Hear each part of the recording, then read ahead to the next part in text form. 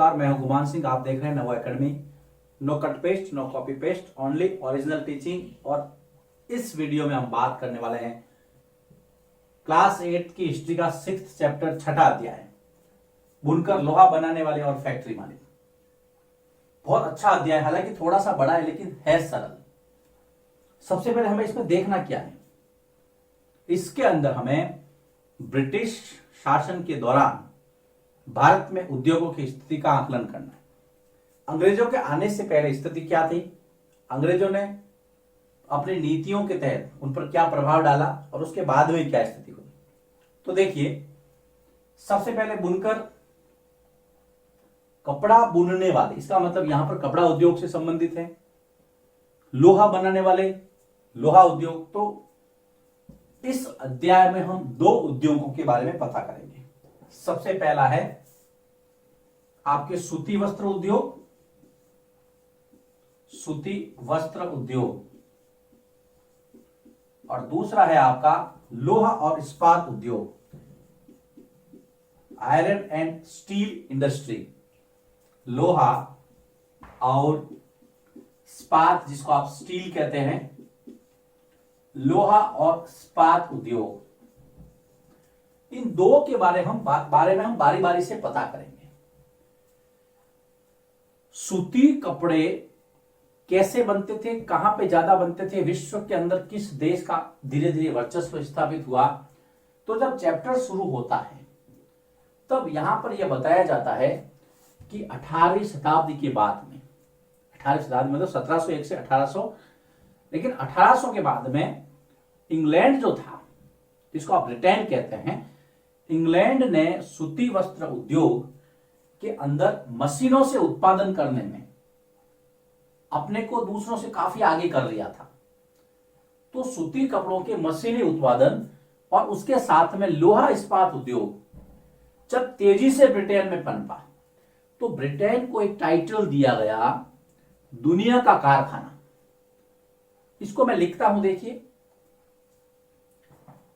सूती वस्त्रों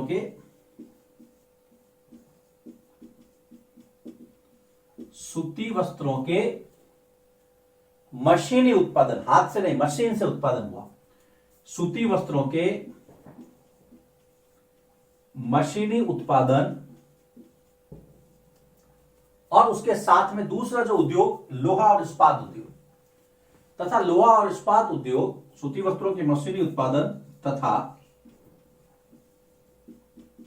लोहा और इस्पात उद्योग के तेजी से पनपने के कारण ब्रिटेन को, याद रखना, ब्रिटेन को क्या कहा गया, दुनिया का कारखाना। अगर इस चैप्टर में सबसे पहला प्रश्न कहीं बनता है तो वो प्रश्न बनता है, दुनिया का कारखाना कौन सा देश था। सीधा प्रश्न, कोई भी एग्जाम ले लीजिए, तो दुनिया का कारखाना किसको कहा गया बेटा, ब्रिटेन को, याद रखना। अब ये तो सब जानते हैं कि दुनिया का कारखाना, जिसने भी इस चैप्टर को शुरू में पढ़ा है वो बता देगा कि दुनिया का कारखाना ब्रिटेन को कहा गया। लेकिन क्यों कहा गया, तो आपको इसमें दो तर्क देने। पहला तर्क यह देना है कि सूती कपड़ों का मशीनी उत्पादन स्टार्ट हुआ और साथ ही साथ लोहा और इस्पात उद्योग, ये जब तेजी से वहां पर डेवलप हुआ तो इंग्लैंड को दुनिया का कारखाना कहा गया। इस चैप्टर में हम दो उद्योगों के बारे में पता करेंगे, सूती वस्त्र उद्योग और लोहा और इस्पात उद्योग। उसके बाद में दुनिया का कारखाना किसको, ब्रिटेन को कहा गया। अब हम थोड़ा आगे बढ़ते हैं। इंग्लैंड या यूरोप के और भी जो बहुत सारे देश थे, आपने पहले पढ़ा था, पुर्तगाली आए थे, फिर डच आए थे, फिर अंग्रेज आए थे, फिर फ्रांसीसी आए थे, या फिर भारत, पश्चिम एशिया की मैं बात करूं, दक्षिण पूर्व एशिया की बात करूं, यहां पर भारतीय कपड़ा अपनी एक अलग पहचान बना चुका था। भारतीय कपड़े और विश्व बाजार की अगर हम बात करें, देखिए टाइटल आपकी बुक में भी दिया है कि भारत का जो कपड़ा है उसकी विश्व में क्या छाप थी। भारतीय कपड़ा और विश्व बाजार, इस चैप्टर में आप पढ़ेंगे कि भाई अंग्रेजों ने भारत के कपड़ा बाजार को खत्म कर दिया, लेकिन आपको यह भी जानकर के खुशी होगी कि भारत का कपड़ा कितना समृद्ध था पहले। उसने विश्व के सभी बाजारों में धूम मचा रखी थी और दूसरे देश के कपड़े को अपने आसपास भी नहीं फटकने देता था। कैसे? तो भारत का कपड़ा और विश्व बाजार की अगर मैं बात करूं तो भारत का जो कपड़ा है वो अपनी विशेषता के लिए जाना जाता है। उसकी विशेषता क्या थी? तो देखिए, भारत का कपड़ा एक तो उसकी जो बारीक कारीगरी थी, जो फाइन वीविंग थी, उसकी बहुत बारीक जो बुनाई थी। देखिए, भारतीय कपड़ा या भारत का कपड़ा अपनी एक तो जो बारीक कारीगरी थी उसमें वर्क किया जाता था, बारीक काम किया जाता था, जीना काम जिसको आप बोल सकते हैं। उसके बाद में बारीक बुनाई,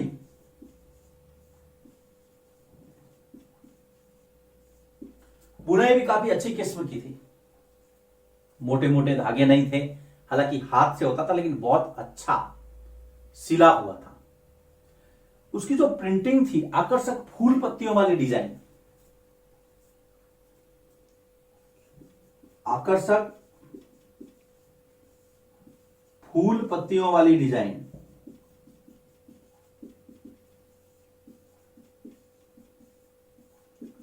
आकर्षक फूल पत्तियों वाली डिजाइन, उसके बाद में सस्ती कीमत।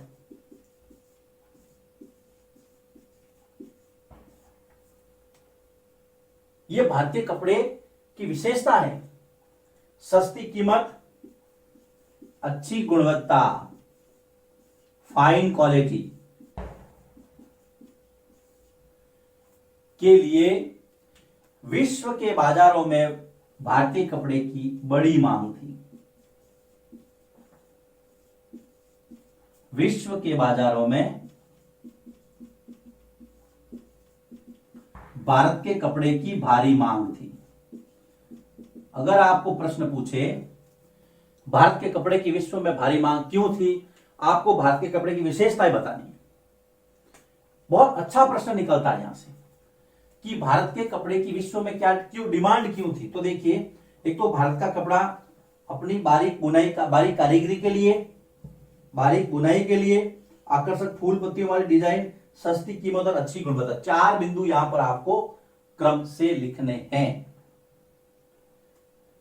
विश्व के बाजारों में भारतीय कपड़े की भारी मांग क्यों थी? इसका आंसर यह होगा कि इतनी सारी विशेषताएं हमारे कपड़े की थी, इसलिए हम दुनिया के अंदर छाए हुए थे। याद रखना है आपको। देखिए, इस चैप्टर में हम सूती वस्त्र उद्योग, लोहा इस्पात उद्योग के बारे में जानकारी हासिल करेंगे। ये देखेंगे कि भारत, अंग्रेजों के आने से पहले भारत का कपड़ा उद्योग कैसा था, लोहा इस्पात उद्योग कैसा था, अंग्रेजों ने अपनी नीतियों के तहत इसको कितना प्रभावित किया। स्टार्ट करते हैं तो फैक्ट आता है, दुनिया का कारखाना ब्रिटेन को कहा जाता है। क्यों कहा जाता है, मैंने आपको 2 फैक्ट बताए। अब पाठ की जब विधिवत शुरुआत होती है, अध्याय शुरू होता है, तो ये पूछते हैं, ये बताते हैं कि भाई यूरोप के बाजार में या विश्व के बाजार में भारतीय कपड़े की बड़ी डिमांड थी। क्यों डिमांड थी? क्योंकि भारत का कपड़ा बारीक कारीगरी, बारीक बुनाई, आकर्षक फूल पत्तियों वाले डिजाइन, सस्ती कीमत, अच्छी गुणवत्ता के लिए जाना जाता था। इसलिए पश्चिम एशिया, मध्य एशिया, दक्षिण पूर्व एशिया भारतीय कपड़ों का बहुत बड़ा बाजार था। देखिए कहां कहां इतनी गुणवत्ता, ये सारा जो ये इतनी विशेषताएं थी भारत के कपड़े की, इसलिए पश्चिम एशिया, मध्य एशिया,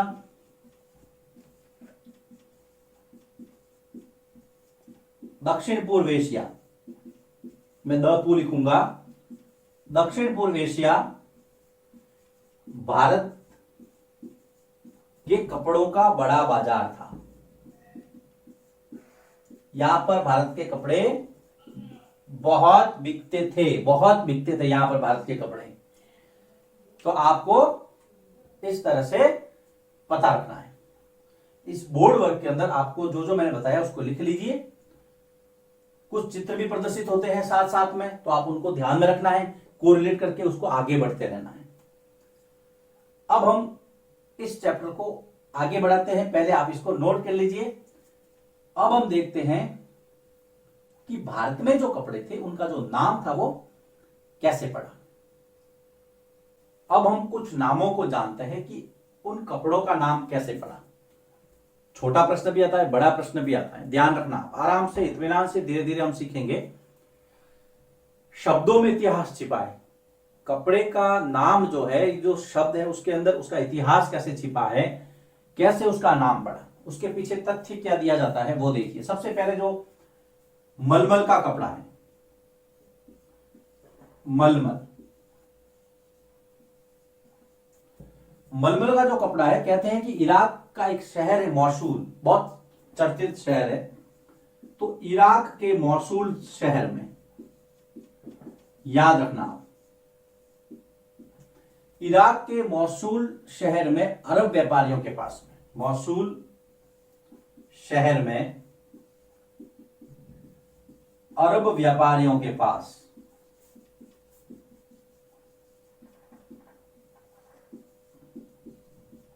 याद रखना आप, मौसूल,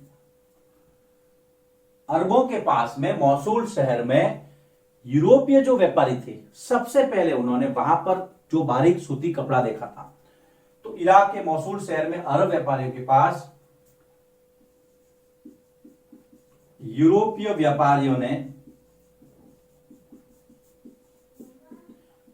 व्यापारियों ने सबसे पहले बारीक सूती कपड़ा, बारीक सूती कपड़ा देखा और उसे क्या कहा, और उसे मसलीन, जिसको आप कहते हैं मलमल, नाम दिया। मलमल नाम दिया। बारीक सूती कपड़ा, बारीक बुनाई वाला कपड़ा था जिसको मलमल कहा गया। इराक के मौसूल शहर में सबसे पहले यूरोपीय व्यापारियों ने देखा था, अरबों के पास में, उसको कहा कि भाई ये तो मसलिन है, मलमल का कपड़ा। उसके बाद में बारीक बुनाई वाले जितने भी कपड़े थे उनको उन्होंने मसलिन या मलमल कहा। तो मलमल नाम कैसे पड़ा? मसलिन, मौसूल, यूरोपीय व्यापारी और बारीक बुनाई, ये आपको फैक्ट याद रखना है। आपको पता है वास्को डी गामा जब इंडिया आया था तो कालीकट केरल पे उतरा था, कालीकट के तट पे। वहां पर उसने जो देखा उसका हम जिक्र करते हैं। उसके बाद में जो दूसरा है वो है कैलिको कपड़ा। कैलिको, ये कैलिको नाम कैसे पड़ा कि पुर्तगालियों ने कालीकट, जो केरल का तट है ना, तो पुर्तगाली व्यापारी थे, पुर्तगालियों ने कालीकट, केरल, कालीकट के तट पर जो सूती वस्त्र उन्होंने देखा उस समय, क्योंकि बहुत मुनाफा कमाया था उन्होंने भी व्यापार के माध्यम से, तो पुर्तगालियों ने कालीकट में जो सूती कपड़ा देखा था उसको उन्होंने कैलिको कहा।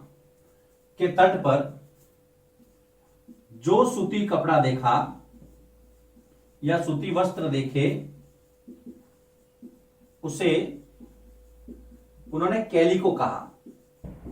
तो इस प्रकार से कालीकट के तट पर जो कपड़ा देखा गया उसको कैलिको कहा गया। उसके बाद में सूती वस्त्र जितने भी थे उस तरह के, उनको कैलिको कहा जाए, उसे कैलिको कहा। बाद में सभी प्रकार के सूती वस्त्रों को, सभी प्रकार के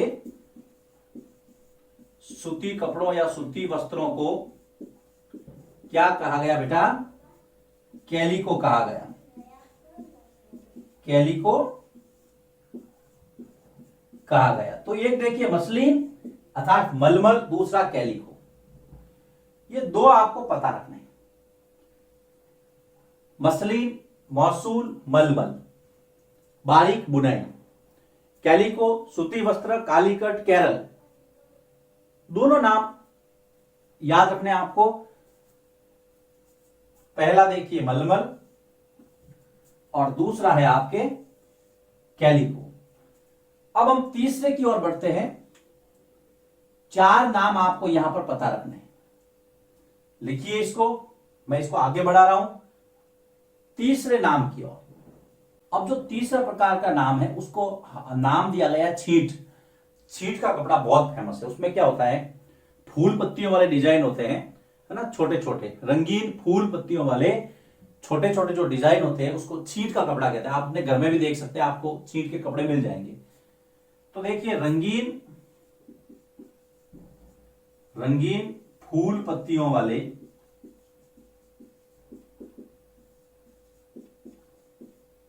डिजाइन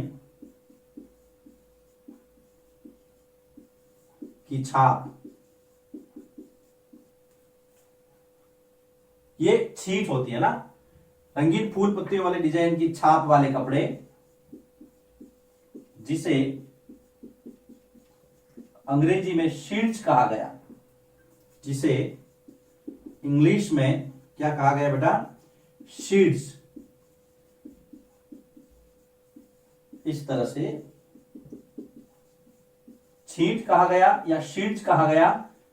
ये जो फेमस थी वो थी मसूलीपट्टनम, आंध्र प्रदेश की, याद रखना। मसूलीपट्टनम आंध्र प्रदेश इसका मुख्य केंद्र था।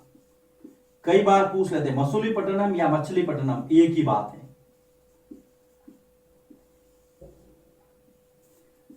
आंध्र प्रदेश। तो देखिए मलमल और कैलिको के बाद में जो तीसरे प्रकार का जो कपड़ा था वो था छींट का कपड़ा। ये आकर्षक रंगीन फूल पत्तियों वाली डिजाइन थी, छोटे छोटे कपड़े, और इसको इंग्लिश में शीट्स कहा गया। प्रसिद्ध है ये मछलीपट्टनम आंध्र प्रदेश की, ये इसका केंद्र था। उसके बाद में एक है बंडाना। चौथा है आपके बंडाना, जिसे बांधना भी कहा गया। ये हिंदी बांधना से निकला है। यह बंडाना जो है वो हिंदी के बांधना से निकला, याद रखना, बांधना से निकला है, बांधना से निकला है बंडाना। गले या सिर पर, याद रखना, या तो गले में या सिर पर पहनने वाला चटक रंग का, है ना, चटकीला रंग, और चटकीले रंग का गुलूबंद होता था। देखिए गले या सिर पर पहनने वाला चटक रंग का गुलूबंद, याद रखना, ये बांधना कहलाता था। गुलूबंद जो है ये बंधाना या बांधना था। तो चौथा हो गया आपके बंडाना। अब देखिए ये तो हमने कुछ नाम लिए हैं, लेकिन बहुत सारी जो किस्में थी कपड़ों की अंग्रेजों के आने से पहले, उसने विश्व बाजार में धूम मचा रखी थी। 1730 की एक बही का पन्ना मिला है कपड़ों का जो ऑर्डर दिया गया था, ऑर्डर बही कह सकते हैं हम, आप कहते हैं खाता, है ना, ऑर्डर बही। बही मतलब भाई आपके देखिए दुकाने वाले भी बहुत होंगे, दुकान में हम बही खाता रखते हैं, किसको कितना सामान का ऑर्डर दिया है, किसे कितना सामान लिया है। तो 1730 का जो ऑर्डर का पन्ना मिला है उसमें 5,89,000 थानों का ऑर्डर दिया गया। 5,89,000 थान, याद रखना। अब थान क्या होता है? कपड़े का एक बहुत लंबी इकाई है ना, जो मापने की, उसको थान कहते हैं। आपने देखा होगा कि कपड़े लपेटे हुए रहते हैं और जब उसको पूरा खोलते हैं वो थान कहलाता है। ये इतना थान का सिर्फ वो एक पन्ने की बात है। और दूसरी तरफ अगर हम देखते हैं तो सूती और रेशमी कपड़ों की, याद रखना, सूती व रेशमी वस्त्रों की 98 किस्मों का जिक्र इसके अंदर किया गया है। वैरायटीज, दुकान में जाता है ना तो दुकानदार 5, 6, 10 वैरायटी दिखाता है, लेकिन यहां पर उस समय देखिए 98 किस्मों का जिक्र है। और अंग्रेजों ने जो एक माप का जिक्र किया है, पीस गुड्स।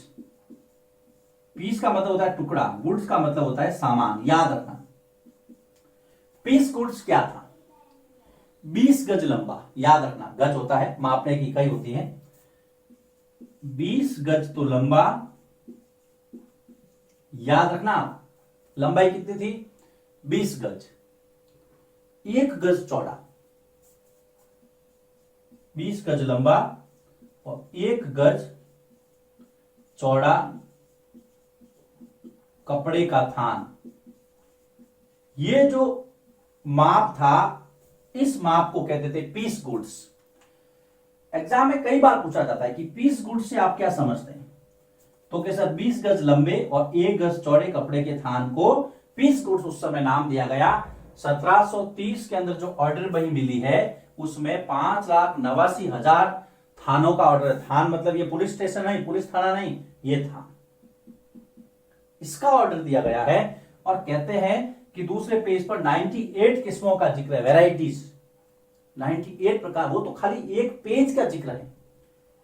ऐसी बही खाते आप देखेंगे तो बहुत, आप देख सकते हैं कि भारत का कपड़ा बाजार उस समय कितना समृद्ध था।